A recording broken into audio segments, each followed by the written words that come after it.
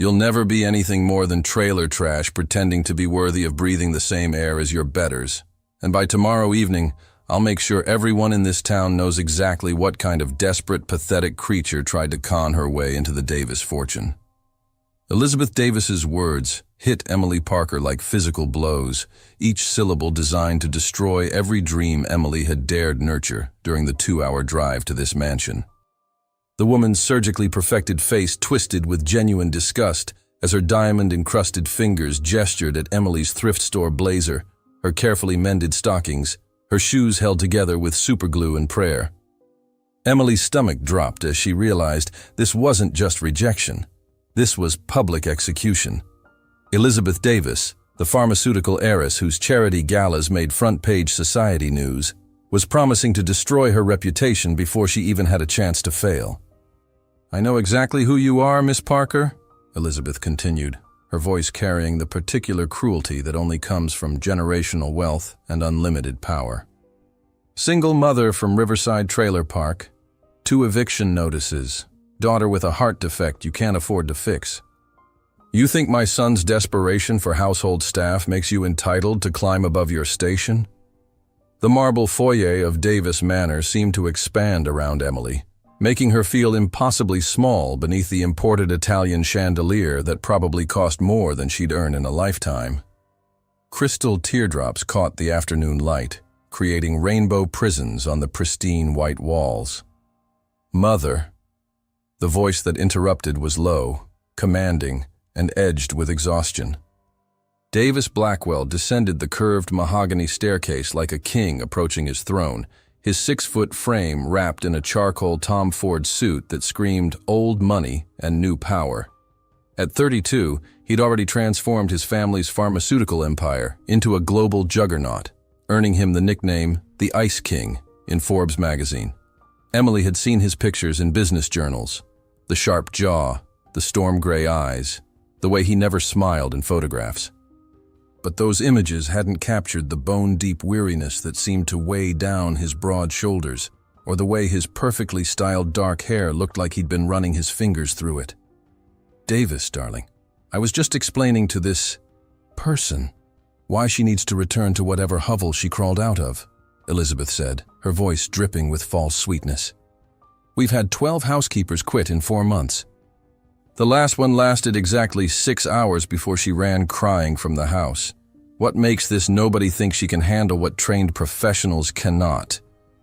Emily felt her cheeks burning, but something deeper than embarrassment was building in her chest, a fierce, protective anger for her 6-year-old daughter waiting at the neighbor's house, counting on her mother to somehow pay for the surgery that would save her life.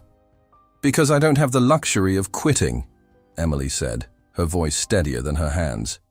"When your child needs heart surgery and the insurance company has denied your claim for the 3rd time, you don't get to be scared of mean old ladies who think money makes them gods."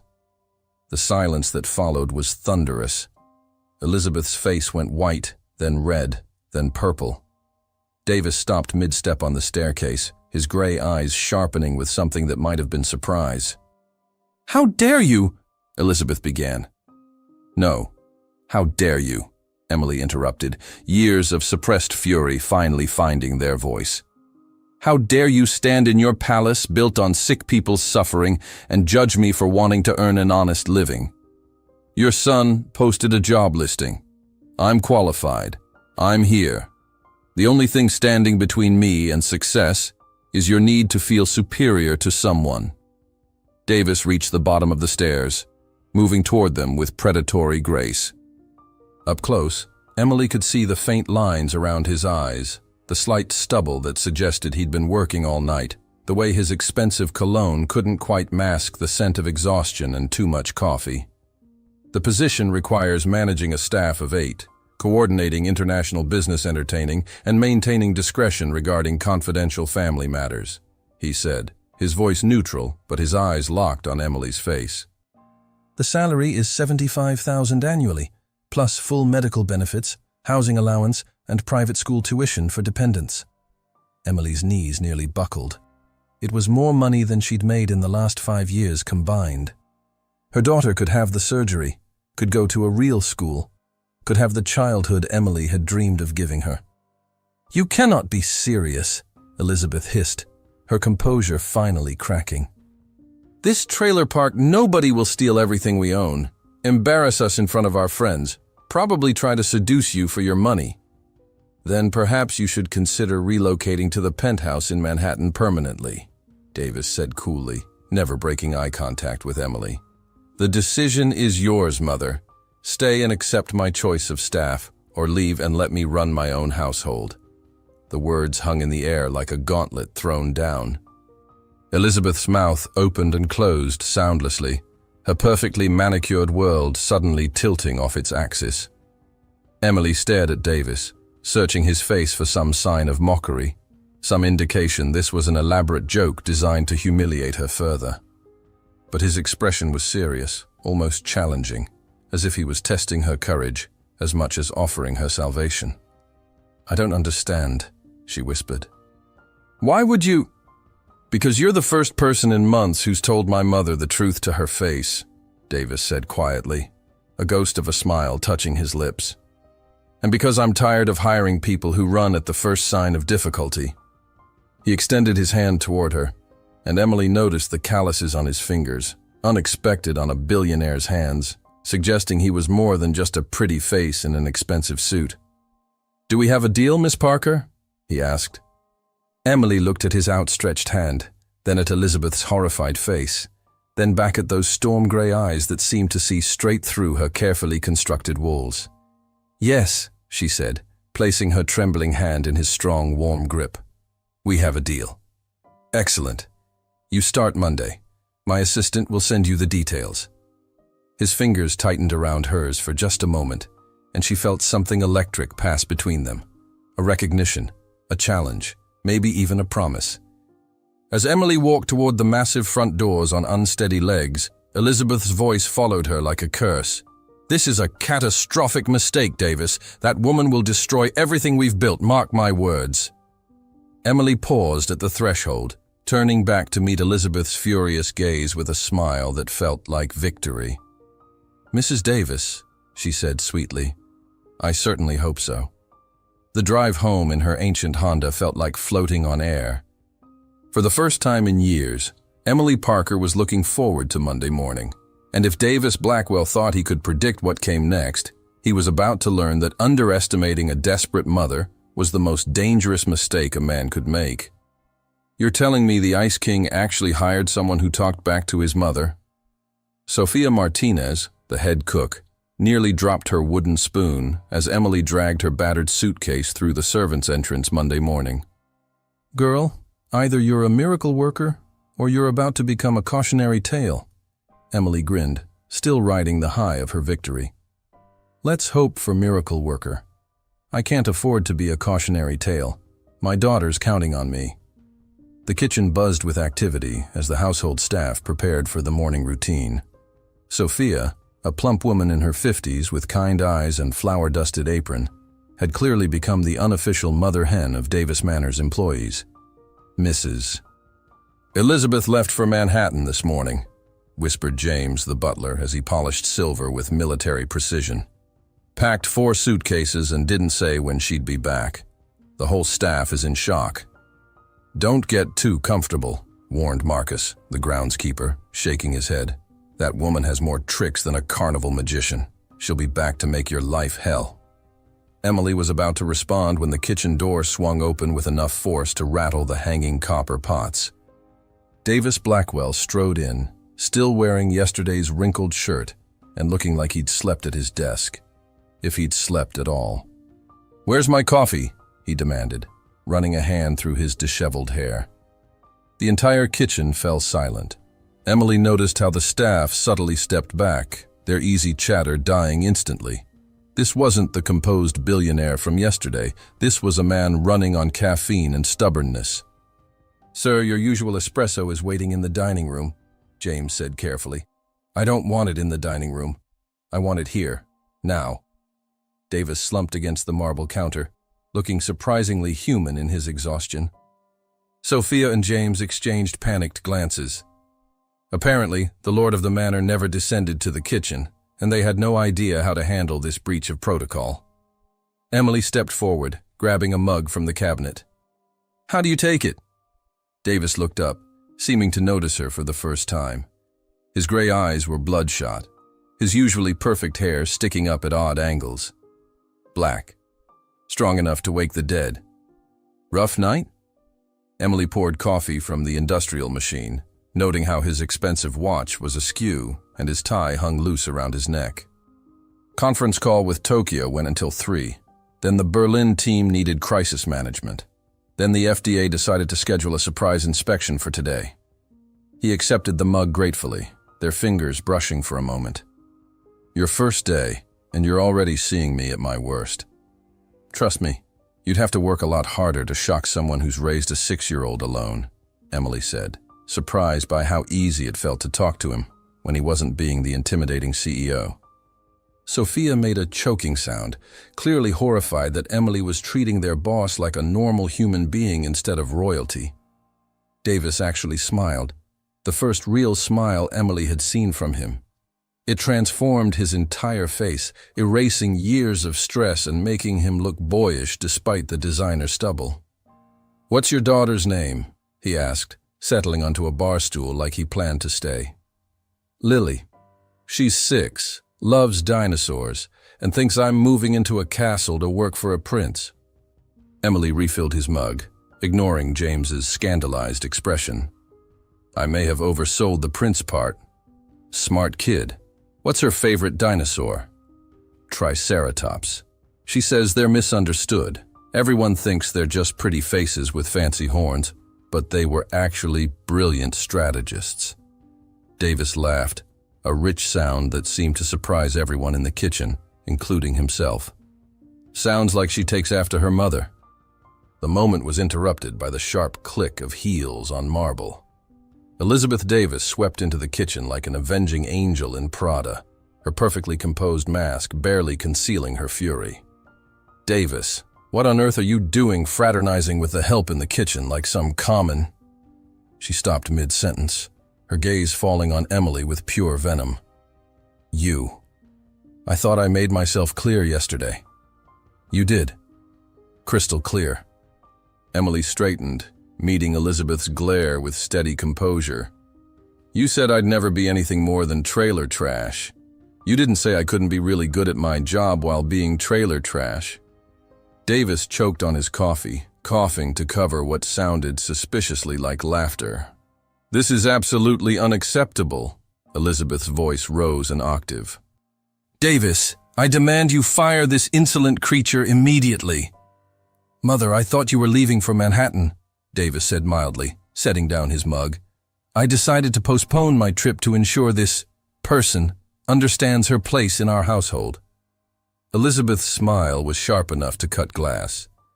"Miss Parker, you'll find that working in a home of our caliber requires certain refinements that someone of your background simply cannot possess." "Such as?" Emily asked, genuinely curious. "Proper etiquette, for starters. The ability to serve formal dinners without embarrassing oneself. Knowledge of fine wines. Appropriate conversation with distinguished guests. The subtle art of managing household staff without overstepping boundaries." Elizabeth's eyes glittered with malicious anticipation. All skills that take years to develop, assuming one has the breeding to learn them at all. Emily felt the familiar sting of inadequacy, but before she could respond, Davis stood up abruptly. "Excellent point, Mother. Miss Parker, you'll need to be ready for tomorrow night's dinner party. 20 guests, including the Japanese investors and the mayor. Black tie, 7 courses, vintage wines." His eyes met Emily's with something that might have been a challenge. "Think you can handle it?" The kitchen fell dead silent. Even Sophia stopped stirring her sauce. Emily could practically hear Elizabeth's smile widening behind her. "Of course," Emily said, her voice steadier than her suddenly racing heart. "What time should I have everything ready?"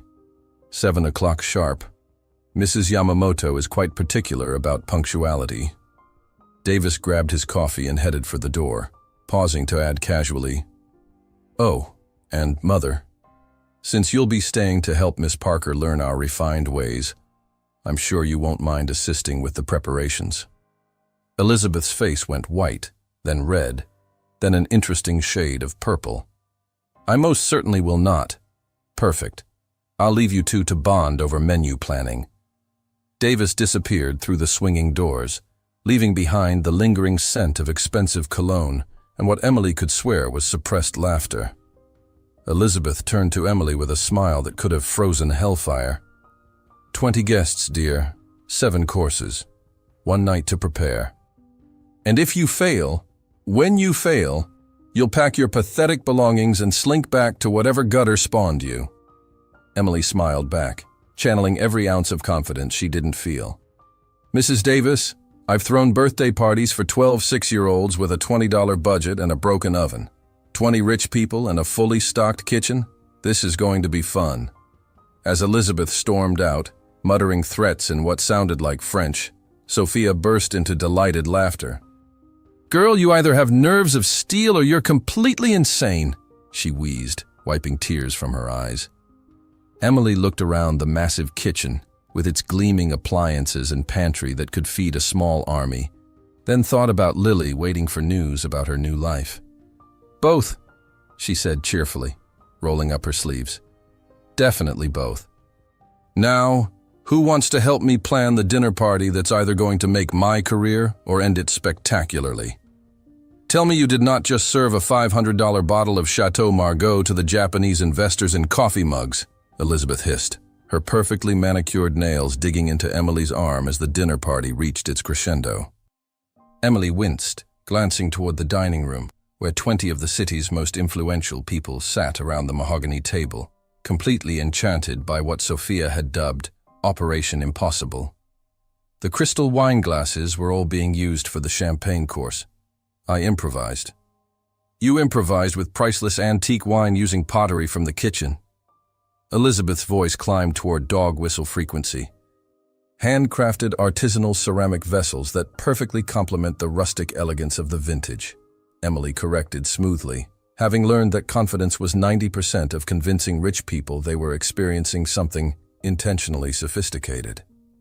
Mrs. Yamamoto said it was the most authentic wine-tasting experience she'd had outside of Bordeaux.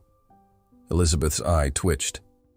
Through the archway, they could see Davis raising his improvised mug in a toast, his gray eyes finding Emily's across the room with something that made her stomach flutter dangerously.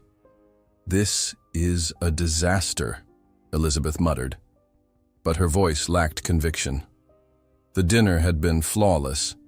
7 courses executed with military precision, conversation flowing like the wine, laughter echoing through the mansion's formal rooms for the first time in years.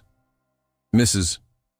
Davis, if this is a disaster, I'd hate to see what you consider a success, Mayor Richardson boomed as he emerged from the dining room, patting his satisfied belly.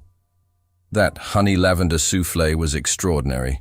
You simply must give my wife the recipe. Elizabeth smiled tightly. I'm afraid that was Miss Parker's creation. She's our new household manager. Brilliant hire.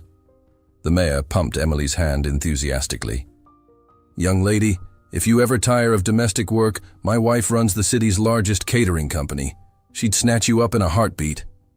As the mayor wandered toward the library for cigars, Elizabeth's mask finally slipped. How did you know about Mrs. Yamamoto's shellfish allergy? I specifically didn't mention it. Emily had spent the entire previous night researching every guest, cross-referencing dietary restrictions, business relationships, and personal preferences. I called her assistant yesterday. Also found out she's lactose intolerant and prefers her vegetables slightly undercooked. Amazing what people will tell you if you ask nicely. And the wine pairings? YouTube University, and 3 hours in your wine cellar reading labels. Emily couldn't help smiling at Elizabeth's expression. Turns out your late husband had excellent taste and better record keeping. Something flickered across Elizabeth's face. Surprise, maybe even a grudging respect. You studied wine labels? I studied everything. Guest bios, menu chemistry, table arrangements, conversation topics, even the proper way to fold napkins into swans. Emily's voice softened. Mrs. Davis, I meant what I said yesterday. I don't quit. Especially not when my daughter's future depends on getting this right. Before Elizabeth could respond, Davis appeared beside them, having shed his jacket and rolled up his sleeves. His hair was slightly mussed, his cheeks flushed from wine and laughter, and Emily had never seen him look more attractive. "The Yamamoto deal is signed," he said quietly, but his smile was brilliant. 6 months of negotiations, and they finalized everything over dessert. Whatever magic you worked in that kitchen, it was worth more than my entire legal team. Emily felt her cheeks warm under his gaze. Sophia did most of the cooking. I just organized everything. "You did far more than organize." Davis stepped closer, and Emily caught that familiar scent of expensive cologne mixed with something uniquely him. "You created something special tonight. The house feels alive." The moment stretched between them, electric and dangerous, until Elizabeth cleared her throat loudly. "Yes, well, Miss Parker certainly exceeded expectations," Elizabeth said, her tone suggesting she'd rather eat glass than admit it. "However, entertaining business associates is quite different from managing the social complexities of our regular circle." "Mother," Davis warned, but Elizabeth was already in full battle mode. "The Ashworth wedding reception is this Saturday. 300 guests, live orchestra, seated dinner for the social elite of 3 states. Elizabeth's smile turned predatory. "Mrs. Ashworth specifically requested our mansion for the venue, which means Miss Parker will be coordinating with wedding planners, managing catering staff, overseeing security, and ensuring everything meets the standards expected of the Davis family name." Emily felt the blood drain from her face. A wedding reception for 300 people in 5 days. It was impossible. It was designed to be impossible. "That seems like rather short notice," Davis said carefully. "Mrs. Ashworth's original venue flooded yesterday. She's desperate, and you know how much her husband's support means to our pharmaceutical lobbying efforts." Elizabeth's eyes never left Emily's face. "Of course, if Miss Parker feels the task is beyond her capabilities, I could call the Blackstone Hotel and—" "I'll do it," Emily said quickly. She couldn't let Elizabeth win. Not when Davis was finally looking at her like she might actually belong in his world. "Excellent." Elizabeth clapped her hands together. "I'll let Mrs. Ashworth know we're delighted to help. Oh, and Miss Parker, the theme is Enchanted Garden. I trust you know what that entails?" Emily had absolutely no idea what an Enchanted Garden wedding theme entailed, but she nodded confidently. "Of course. Wonderful. I'll have the guest list sent to your quarters tonight." Elizabeth swept away, humming what sounded suspiciously like a funeral march. Davis watched his mother disappear, then turned back to Emily with concern clear in his gray eyes. "You don't have to do this. I can call Mrs. Ashworth myself and—" "No." Emily lifted her chin stubbornly. "I said I don't quit, and I meant it. Besides, how hard can it be? Flowers, food, music, dancing. I've seen enough rom-coms to know the basics." Davis laughed, but it was tinged with worry. "Emily, these people don't just expect perfection, they expect magic. And my mother is counting on you to fail spectacularly in front of everyone who matters in our social circle." The use of her first name sent warmth spiraling through Emily's chest. When had he stopped calling her Miss Parker? And why did her name sound so perfect in his deep voice? "Then I guess I'd better learn some magic," she said, trying to project more confidence than she felt. Davis studied her for a long moment, something shifting in his expression. "You're remarkable, you know that?" The words hung between them, loaded with meaning Emily didn't dare examine too closely. Before she could respond, voices from the dining room called Davis back to his guests. "We should talk more," he said quietly, his hand briefly touching her arm. "After the reception, when things are less complicated." Emily watched him walk away, her skin still tingling where he'd touched her. 5 days to pull off the impossible. 5 days to prove she belonged in his world. 5 days to figure out why the thought of Davis Blackwell wanting to talk to her made her heart race like she was 16 again. In her tiny staff quarters later that night, surrounded by wedding planning books borrowed from the local library and her laptop balanced on her knees, Emily video called Lily. "Mommy, are you really living in a castle?" Lily's gap-toothed grin filled the screen. "Something like that, baby." "How are you feeling?" Good. Mrs. Rodriguez made me soup, and I drew you a picture of a dinosaur wedding. The bride is a triceratops, and the groom is a T-Rex, but don't worry. He's a vegetarian T-Rex who only eats cake. Emily laughed, feeling tears prick her eyes. That sounds perfect, sweetheart. Mommy has to plan a real wedding this week. Is the prince getting married?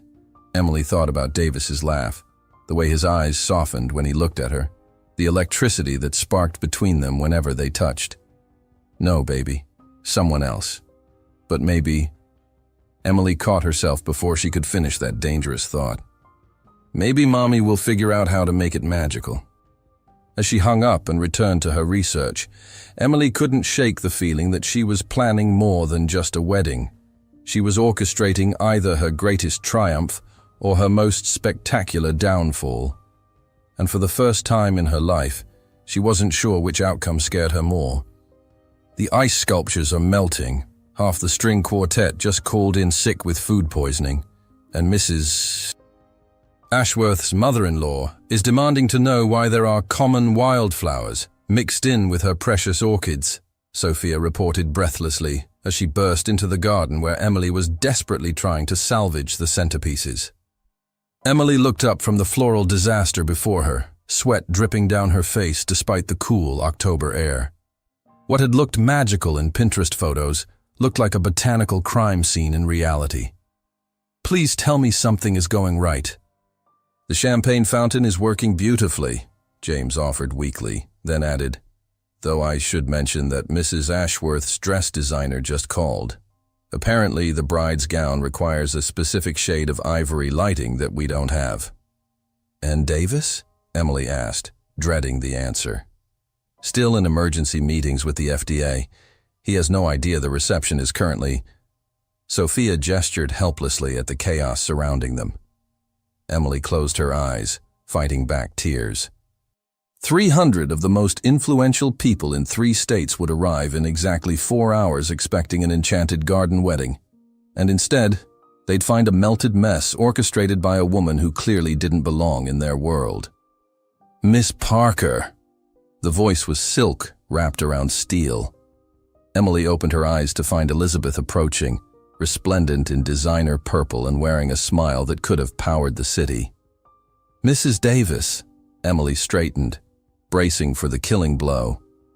I've just had the most interesting conversation with Mrs. Ashworth. Elizabeth's eyes glittered with malicious delight.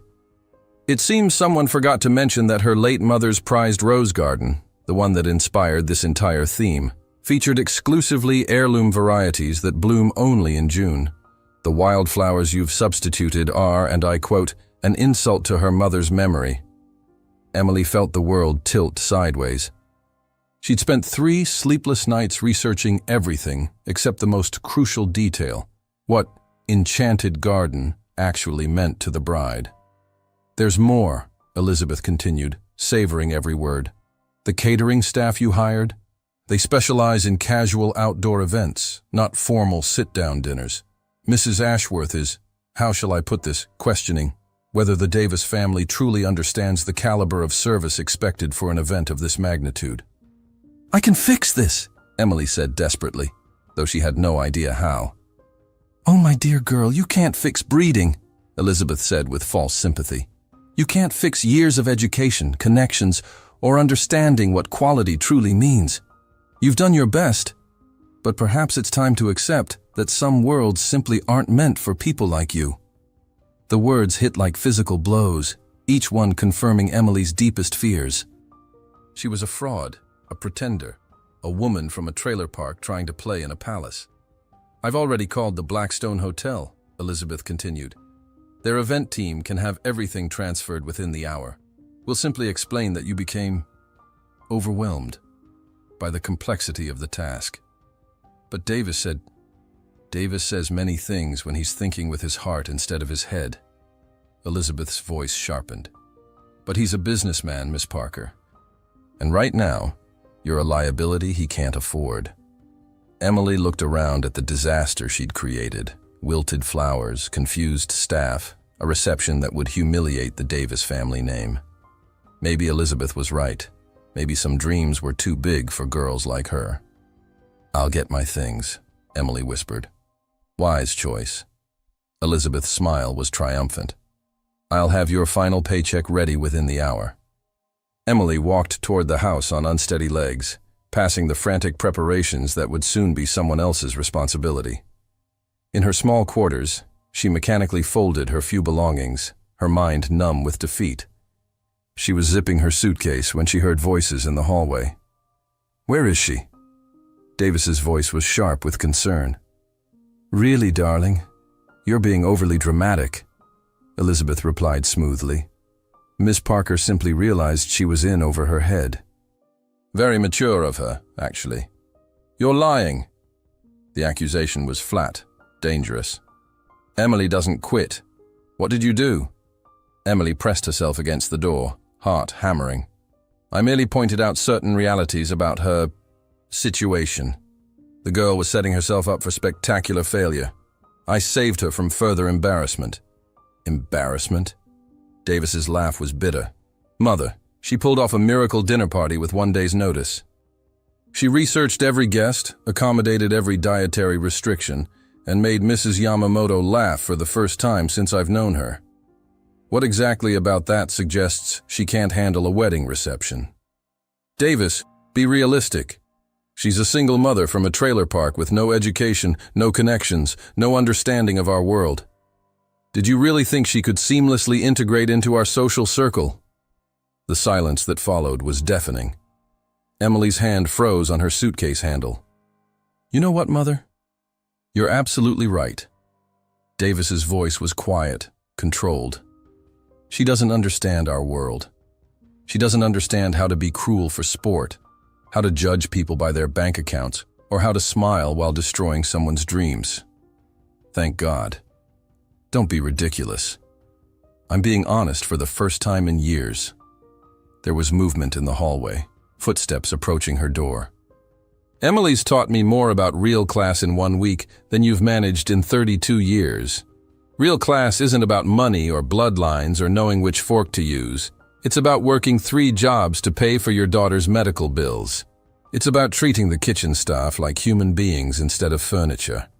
It's about having the courage to stand up to bullies, even when they hold all the cards." Emily's breath caught in her throat. "And if our so-called friends can't see that, if they're more concerned with flower varieties than character, then maybe we're running with the wrong crowd. Davis, you cannot be serious about this. This nobody. Emily Parker is not a nobody." The words exploded from Davis with enough force to rattle the windows. "She's brilliant, she's brave, she's beautiful, and she's worked harder in her 26 years than most people do in a lifetime. And somewhere along the way, Mother, I fell in love with her." Emily's knees gave out, and she sank onto her narrow bed, suitcase forgotten. "You fell in love?" Elizabeth's voice was strangled. "With the help? With a woman who makes me laugh, who challenges me, who sees me as more than just a bank account or a business deal." Davis's voice gentled. "With someone who makes this mausoleum feel like a home." There was a soft knock on Emily's door. "Emily? I know you're in there. We need to talk." Emily stared at the door, torn between hope and terror. He loved her. Davis Blackwell, billionaire, pharmaceutical king, the man who could have anyone, loved her. But love didn't change reality. She was still the woman who'd destroyed his mother's social standing, who'd humiliated the Davis family name in front of 300 guests. "Emily, please." His voice was softer now, almost pleading. "Don't let her win. Don't let her convince you that you don't belong here, because you do. You belong here with me." Emily closed her eyes, thinking of Lily's drawing of the dinosaur wedding, of Davis laughing in the kitchen, of the way he'd looked at her when he said her name. Maybe Elizabeth was right. Maybe Emily didn't understand this world. But maybe that wasn't the point. Maybe the point was that Davis understood her. Emily stood up, smoothed her hair, and opened the door. Davis stood in the hallway, still in his business suit but with his tie askew and his hair mussed from running his fingers through it. His gray eyes were intense, worried, hopeful. "You're not quitting," he said. It wasn't a question. "I'm not quitting." Emily confirmed, feeling strength flow back into her voice. But Davis, the reception is a disaster. I've embarrassed your family, and Mrs. Ashworth can go to hell, Davis said cheerfully, then caught himself. Sorry. But Emily, I don't care about Mrs. Ashworth or her mother's roses or what any of those people think. I care about you. Emily felt tears prick her eyes. Your mother called the Blackstone Hotel. They're moving the reception. Then we'll have to move it back. Davis's smile was wicked. Think you're up for one more impossible task? Despite everything, Emily found herself smiling back. What did you have in mind? Well, Davis said, rolling up his sleeves, I happen to know a thing or two about hostile takeovers. Time to show my mother what real power looks like. You want to do what? Sophia stared at Davis and Emily like they'd announced plans to juggle flaming torches while riding unicycles. We're taking back the wedding, Emily said, pacing the kitchen with military precision, while Davis worked his phone like a general commanding troops. Mrs. Ashworth's contract clearly states the reception will be held at Davis Manor. The Blackstone Hotel can't legally honor a transfer without her written consent. Which she can't give, Davis added, snapping his phone shut with satisfaction, because she's currently 30,000 feet over the Atlantic, flying back from her honeymoon preview in Italy. No cell service, no Wi-Fi, completely unreachable for the next 6 hours. James polished the same silver spoon for the third time, his composure finally cracking. Sir, with all due respect, the guests will arrive in 90 minutes expecting perfection, Emily finished. And that's exactly what they're going to get. Sophia, how fast can you modify the menu for outdoor garden service instead of formal dining? For 300 people in 90 minutes? Sophia's voice climbed toward hysteria. Emily, mija, I love you. But even miracle workers need more than an hour and a half to feed an army. Davis looked up from his tablet where he was rapidly firing off emails. What if we had professional backup? The Blackstone's catering team is already committed to relocating, James began. Not the Blackstone. Davis's smile was pure predator. I just bought Romano's. The kitchen fell silent. Romano's was the most exclusive restaurant in the city, booked solid 6 months in advance, with a waiting list longer than most novels. You bought a restaurant? Emily blinked. Just now? Hostile takeover, technically. The owner's been struggling with debt, and I've been looking for investment opportunities. Davis shrugged like purchasing restaurants was as casual as buying coffee. Chef Romano and his entire team will be here in 30 minutes with everything we need. What about the flowers? Emily asked, her mind racing. Mrs. Ashworth's mother's heirloom roses, already handled. Davis pulled up another screen. Turns out the original rose garden was photographed extensively for Garden and Estate magazine in 1987. I've got 3 floral designers recreating it exactly, using roses from the same heritage varieties. They'll be here in 40 minutes. Emily stared at him, speechless. When did you? While you were having your breakdown, I was making calls. Davis moved closer, his gray eyes intense. Emily, you're brilliant at planning and organizing, but you're not used to having unlimited resources. When you have money, most problems become solvable very quickly. But the cost is irrelevant. Davis's hand found her cheek, his thumb brushing away a tear she didn't realize had fallen. You're not irrelevant.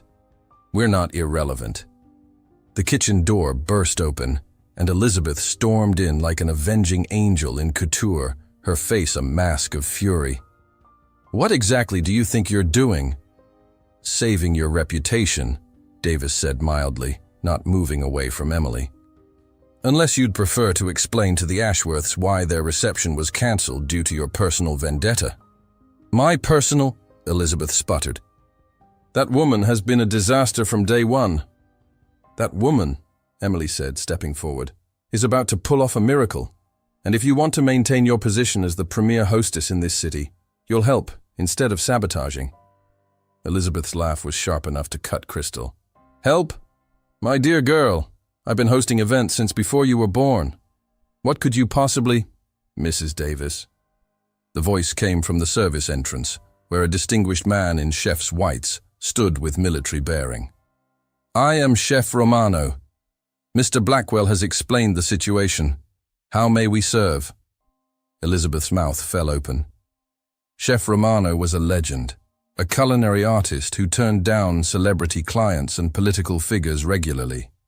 The idea that he would personally cater any event, let alone on 90 minutes' notice, was unthinkable.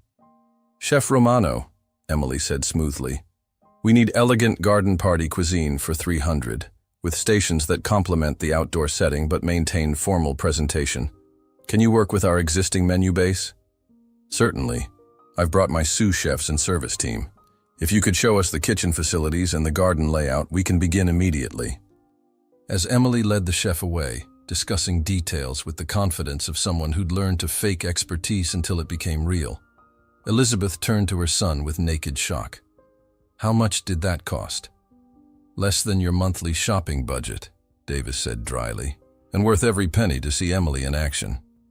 Through the window, they could see Emily directing the placement of temporary cooking stations with the precision of a seasoned event coordinator, her earlier breakdown completely forgotten in the rush of organized chaos. "She's remarkable," Davis said quietly, and Elizabeth heard something in his voice that made her stomach clench with unfamiliar fear. "Davis, you cannot seriously be considering marrying her?" Davis turned to face his mother fully. "Actually, I am. The question is whether you want to be part of our family or remain a bitter woman clinging to prejudices that died with the last century." Elizabeth felt the world shift beneath her feet. "She's nobody, Davis. No family, no connections, no breeding. She's everything, Mother." Davis's voice was gentle but implacable. "She's kind, brilliant, brave, and she makes me want to be better than I am. What more could any parent want for their child?" Before Elizabeth could respond, Emily burst back through the doors, her face flushed with excitement and purpose. "The musicians are here. Apparently you know people at the symphony?" she asked Davis breathlessly. "I'm on their board," he said with a slight smile. "Of course you are." Emily shook her head in amazement. "The ice sculptures are being replaced with living topiaries. The lighting designer is setting up amber spots to create the perfect ivory glow for photos, and Chef Romano says he can have past appetizers ready in 20 minutes. She paused, looking between Davis and Elizabeth with sudden uncertainty. "I know this isn't how you plan to spend your Saturday, Mrs. Davis. If you'd rather—" "Actually," Elizabeth heard herself saying, "I should change into something more appropriate for hosting. If we're doing this, we're doing it properly." Emily's smile was blindingly grateful. "Thank you." As Elizabeth walked toward the main stairs, she caught her reflection in the hallway mirror.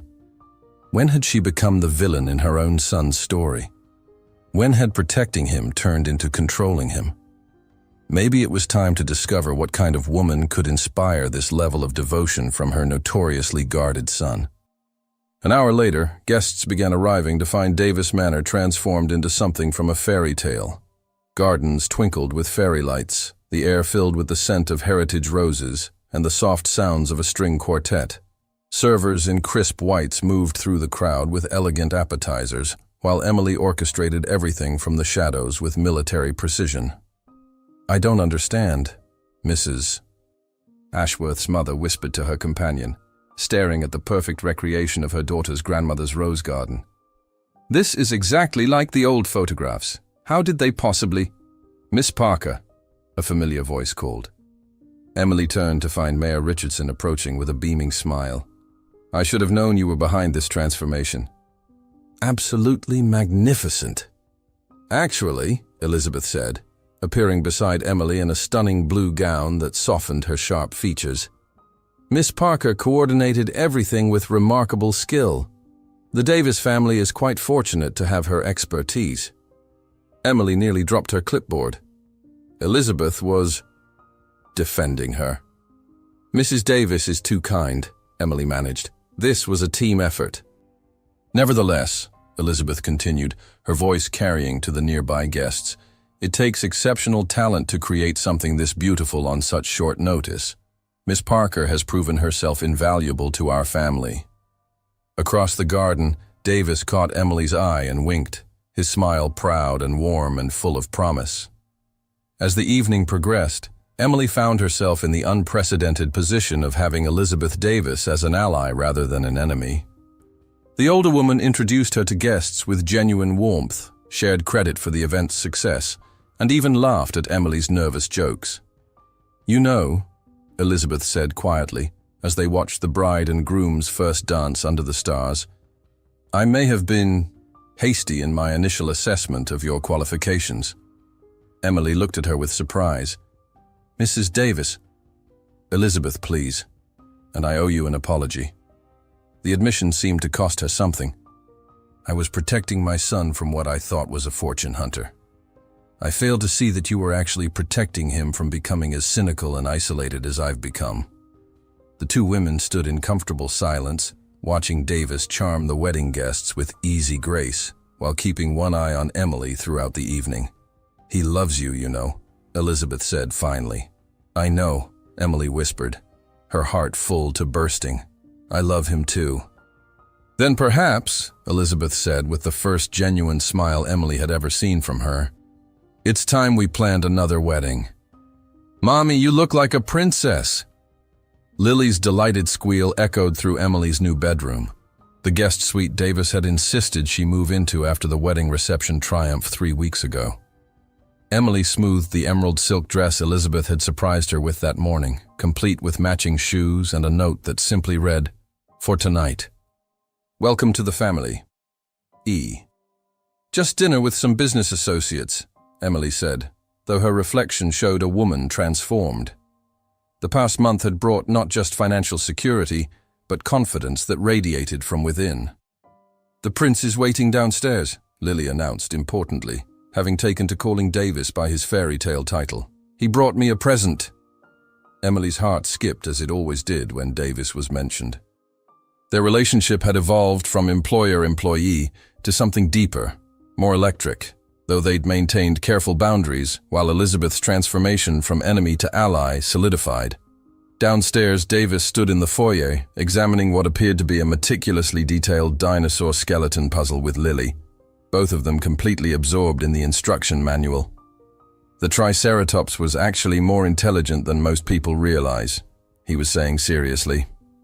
They had complex social structures and communication systems. "Just like people," Lily exclaimed. "Mommy says people are more complicated on the inside than they look on the outside."